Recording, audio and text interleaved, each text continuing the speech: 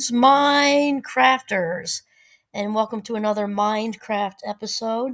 My name is Kimberly Quinn, and I'm super pumped to kind of continue taking the essentialist thing into the kitchen. So, this is about essentializing, it's probably not a verb, or bringing a sense of order to the kitchen. So, here we go. So my shout out again is Sarah Von Brednek, author of Simple Abundance, and I love her very much. I do hope to have lunch with her. So I got a lengthy list of all the potentials for long lunches at bistros, but this is one I can talk about very easily because we just did this. And the kitchen, we moved into this house in 2001, and 2 years ago, so it's 2021, we did the kitchen. And mostly we're talking about you don't need a budget. It's all, we saved up for that because it had been 20, whatever the math is on that, long time.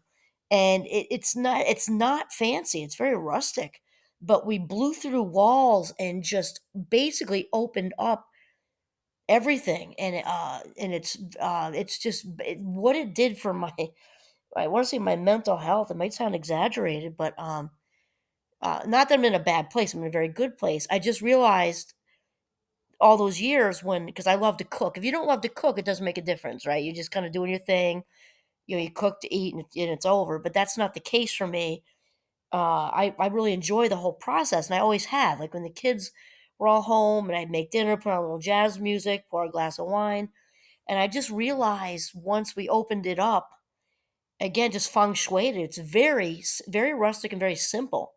And it's very inviting because it's so simple. And I just realized, there's a magical difference after we just knocked down it was like a skinny little galley where the shelves were, and so a lot of it was just breaking through stuff. And then again, we did put in the floor, so that we saved for that though.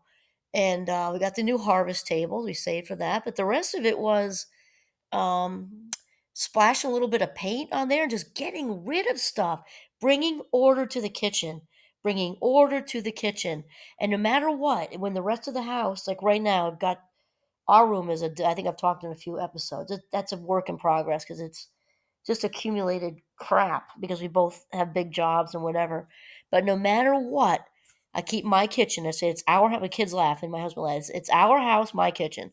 No matter what, no matter how much work we need to do in the rest of the house with picking up and feng shuiing and clutter and everything else, I keep the whole kitchen living room area completely. I wouldn't say it's almost Spartan, not exactly Spartan. We have some pictures up and things, but it's so easy to keep clean because there's very little in it. And because there's very little in it, it's so inviting, and it's the most orderly part of the house.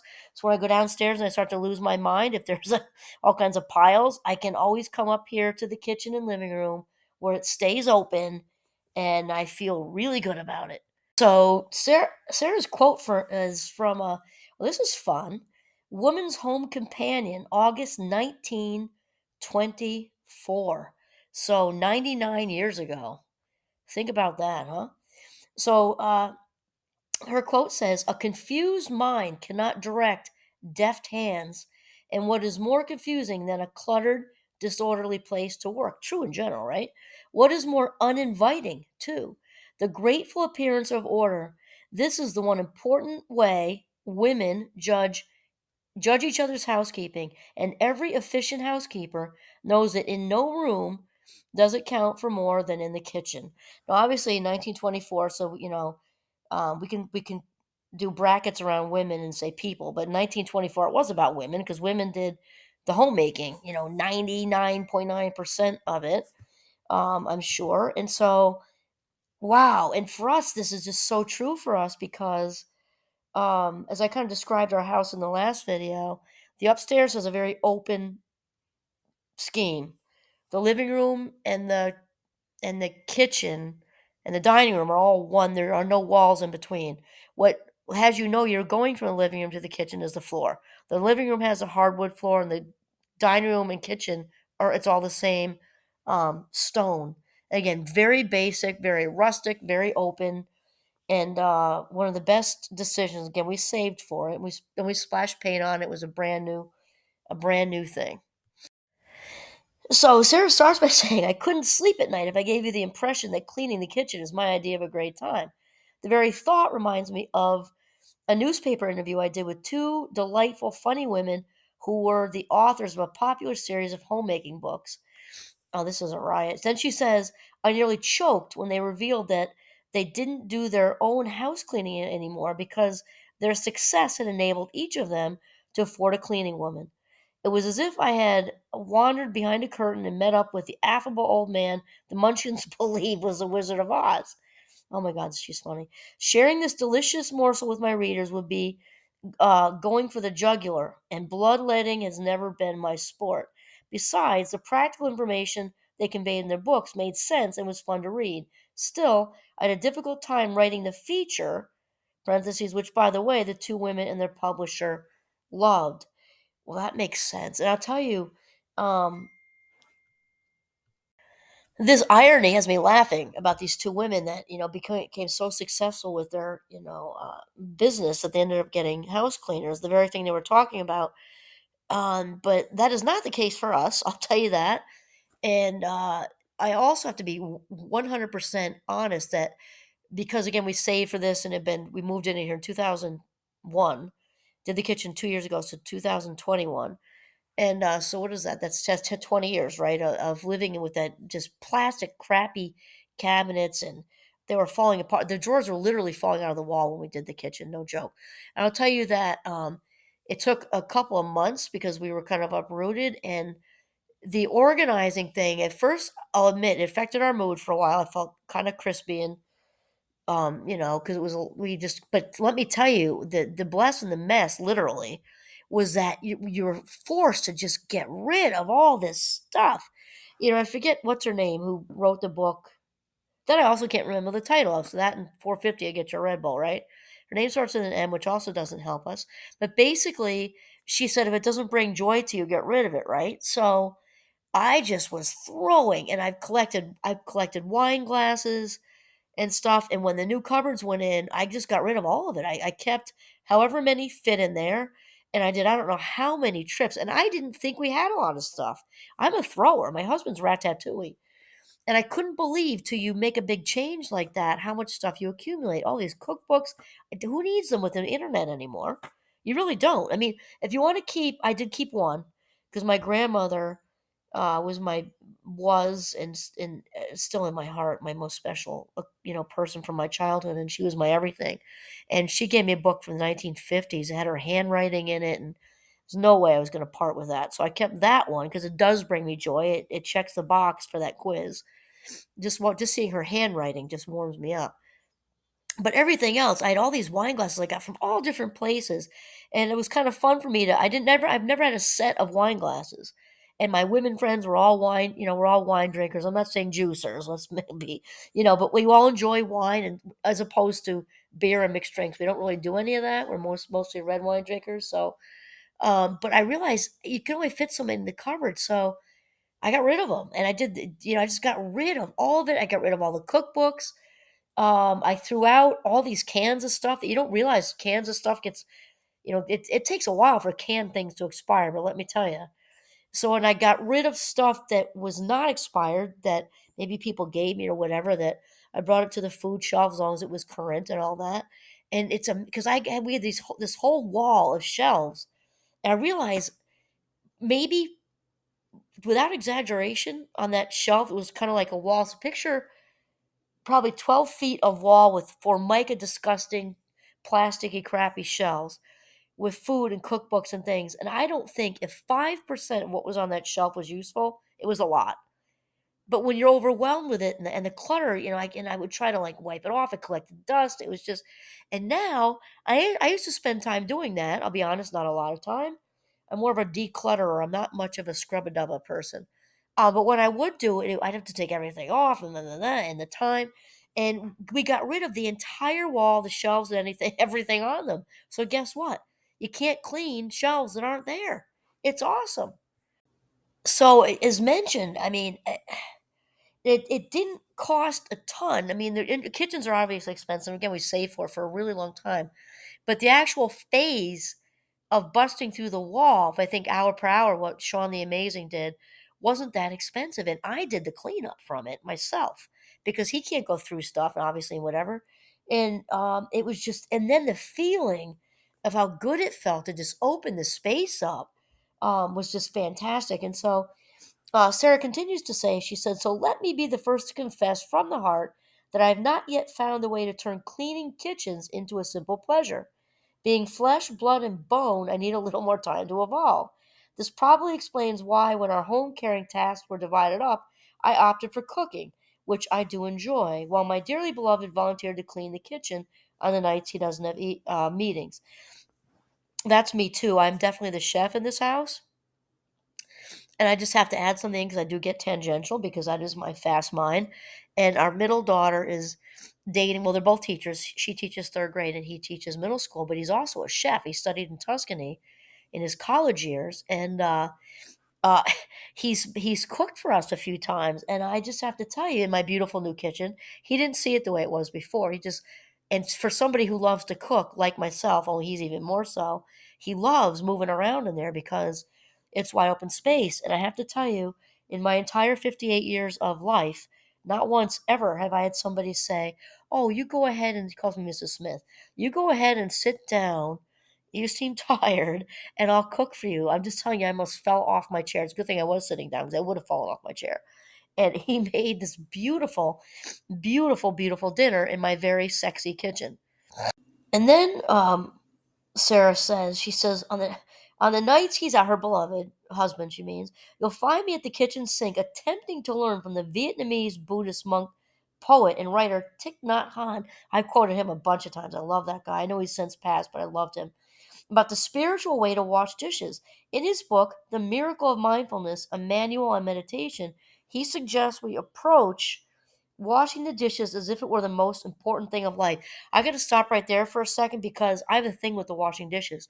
And I've mentioned this, oh, in a bunch of episodes, but years back, because our oldest son is 31 and a half and married to his amazing bride, Jamie, just barely a year. And the dishwasher, but he's like kind of my marker for when it broke.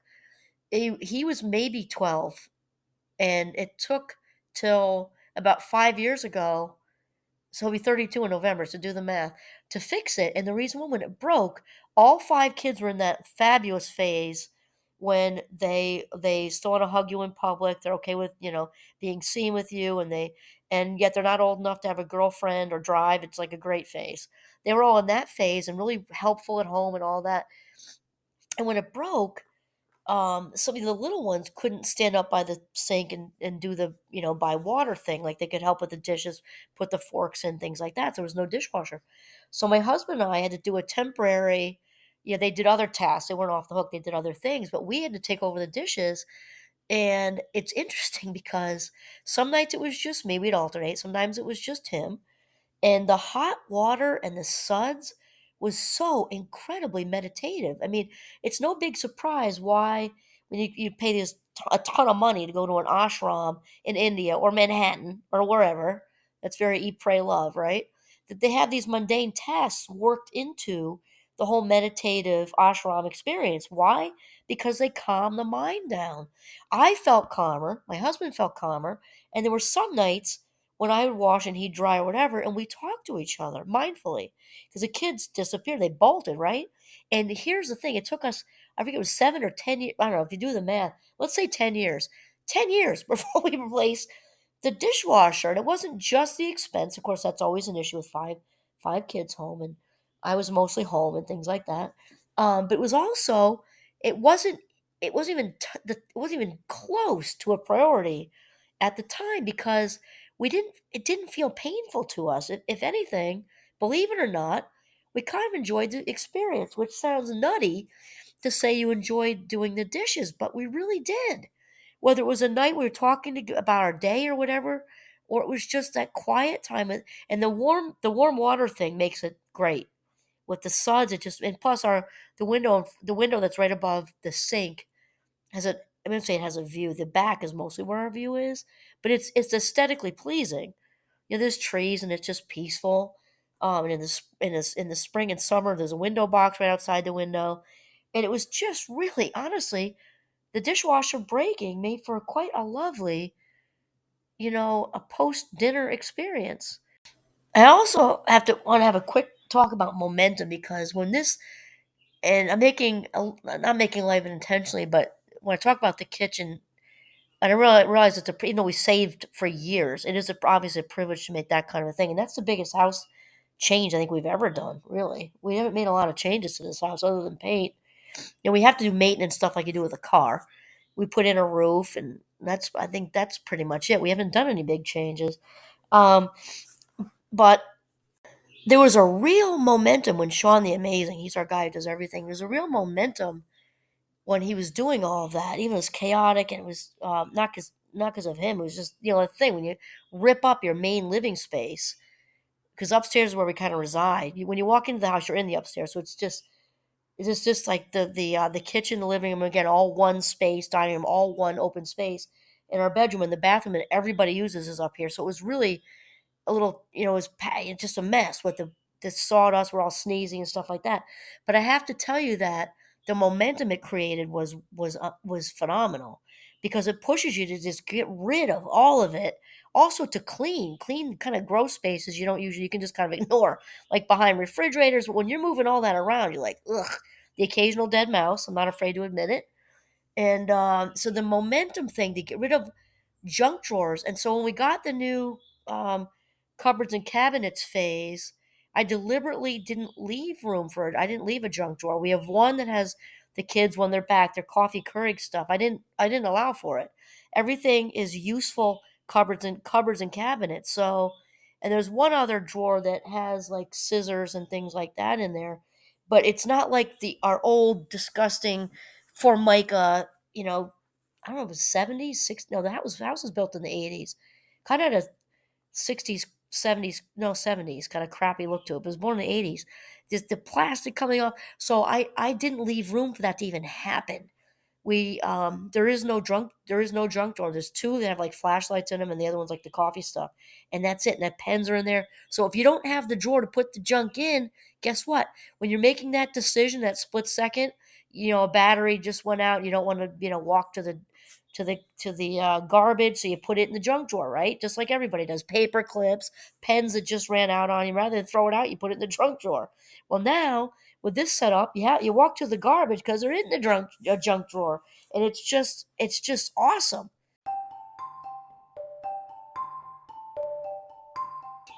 So, on that note, Sarah says the next time you're searching for the kitchen scissors, cleaning out the refrigerator, or scouring a greasy casserole dish, remember that the sacred can be found in the ordinary when we seek it. I can't promise that it works every time, but if it works even once, it's worth engraving on your heart. I'm telling you, I can't. It was stressful to a degree with all the dust and the chaos and stuff, but wow, once we rounded that corner and were able to get rid of stuff and splash paint on and put a couple of new pictures on the wall and just throw away. If it didn't give me joy, I tossed it or gave it, whatever. And wow, it was just amazing. So bringing, feng shuiing or bringing a sense of order to the kitchen, what a great experience that was for us. So this is Kimberly Quinn signing off from the beautiful northern Vermont. Have a mindful, feng shuied day.